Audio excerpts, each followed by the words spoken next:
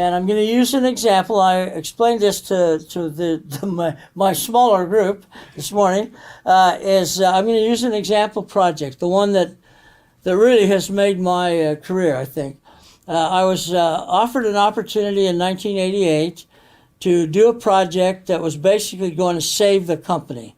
This was a $1 billion company owned by the Engelhorn family in Mannheim, Germany. And the product was in-home use blood glucose monitoring systems for diabetics. So I'm diabetic, so I watch mine fairly closely, not close enough as my leg confirms. And so they're very popular because you're supposed to read your blood 4 or 5 times a day. Keep close up, between 80 and 120, that's a safe level. And so they controlled, at the time, 70% of the marketplace. So there wasn't a lot out there, 70%. Johnson & Johnson created a competitive product that was faster. When you're reading a meter and you have to put blood on, wipe it off, wait a minute, it seems like forever. It's like don't watch a pot that never boils. It's the same kind of thing. So speed was important. Accuracy of the reading was important because that determined, do I take insulin, do I take medication or not? You get a bad read and you take some and you're dead. So there's some criticalities there. So they came up with one better, no question about it, better. And they began to take market share at 3 market share points a month. And each market share was $3 million on the bottom line. So the Engelhorn family was getting a little nervous. So they wanted to create, the only way they could stop the bleeding was to create a project better than Johnson & Johnson's. So that was their goal. So they had interviewed quite a few project managers, I'm told, until I had trained a couple of them in just a public class, and they had recommended that he talks to me. So he brought me in, a guy named Jack Van Kampen, as DuPont turnaround specialist, big guy, 6'8", about 300 pounds, hated people. Hated people. In fact, we learned later on, if you actually knew Jack, that's because you'd been fired. Because that's the only time he would talk to you. And so he brought me in and he explained the whole situation. I felt so bad about it. And I wasn't diabetic at the time. And so he said, what do you think, Lee? He said, your reputation is good. What do you think? I said, well, I think we could do that. When do you want it done? He said, well, we need it in 3 years or we're going to be out of business. I said, wow, 3, that's a brand new product and all the peripherals that go with it in 3 years. He said, yeah, that's what we got to have. He said, can you do it or can't you? I said, well, yeah, I think I can. I think I can. But before I say I can for sure, I have 3 things I need to have negotiated before I take this on. I mean, this is my career. This is my reputation. If I take this on and fail, I'm just another consultant, okay? So he says, what do you need? And these are all things that you don't have, so I want to make you jealous. He said, what do you need? I said, I need unlimited money.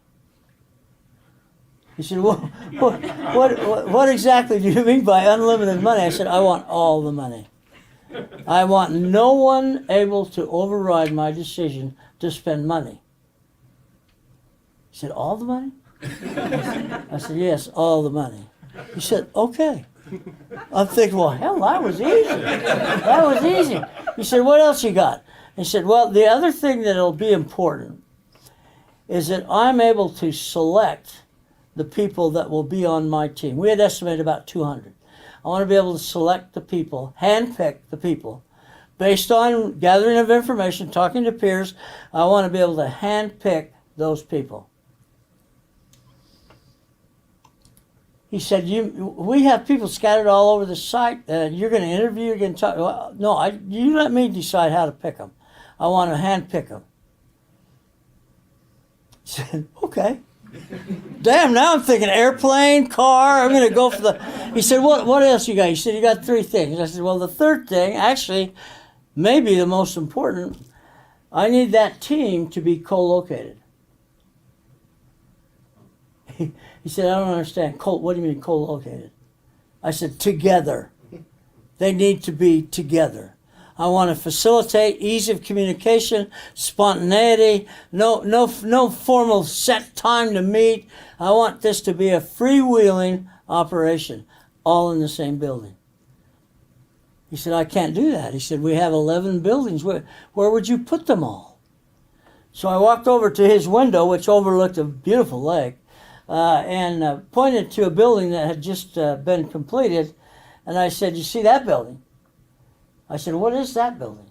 He said, that's our new R&D center, and we're bringing people in from Germany, which immediately made me bothered.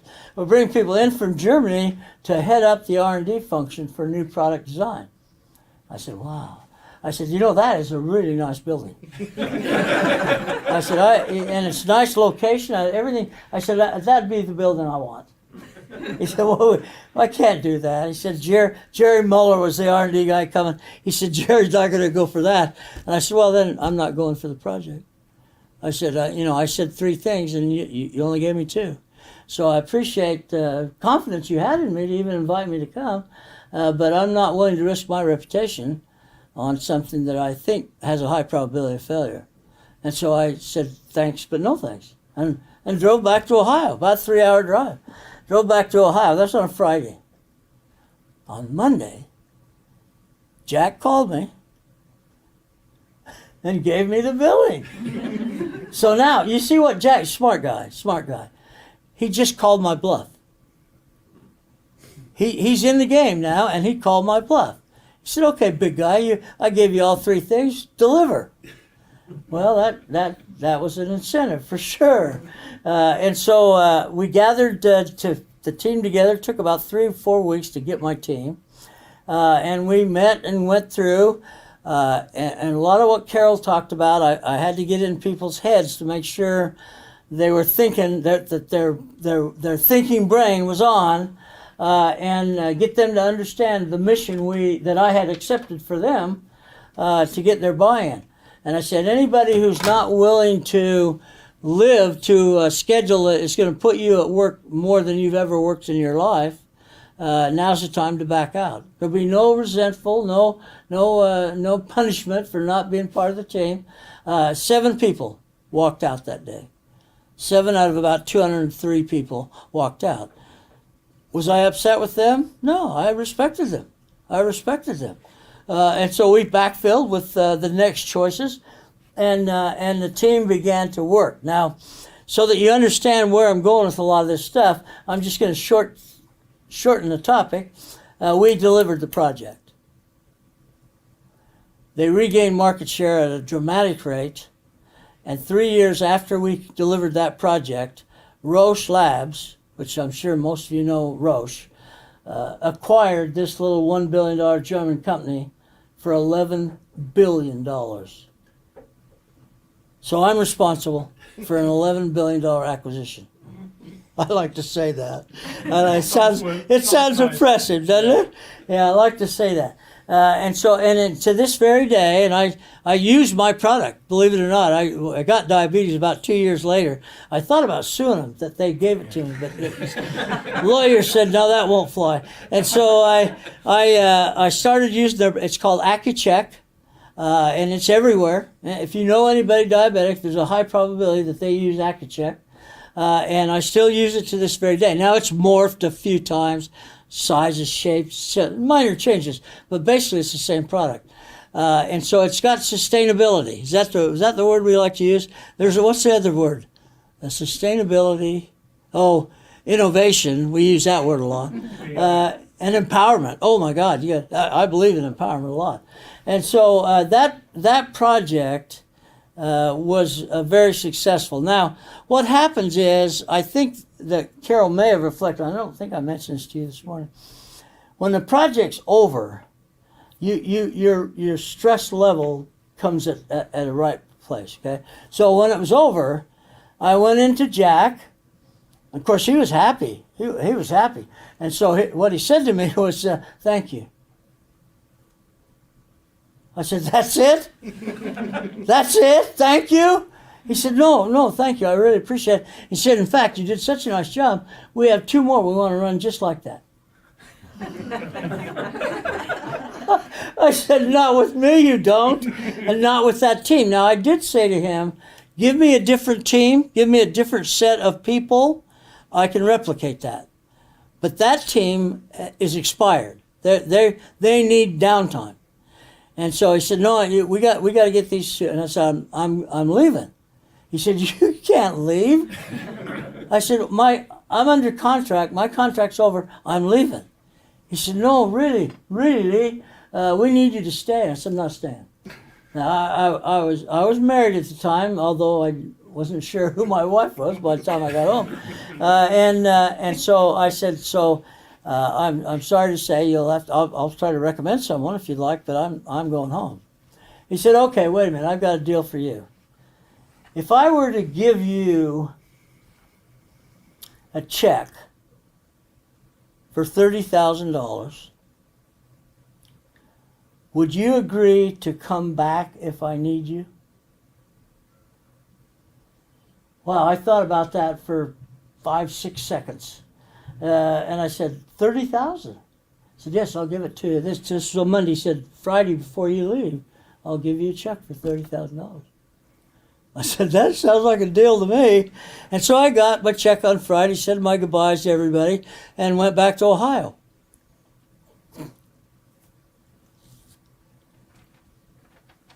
He never called. Now, I'm not a mathematical whiz, but when you take 30,000 divided by the number of hours I spent, it's a pretty high rate. 30,000 for nothing. Okay? So that was an experience that paid big dividends at the end, but no one knew it at the beginning.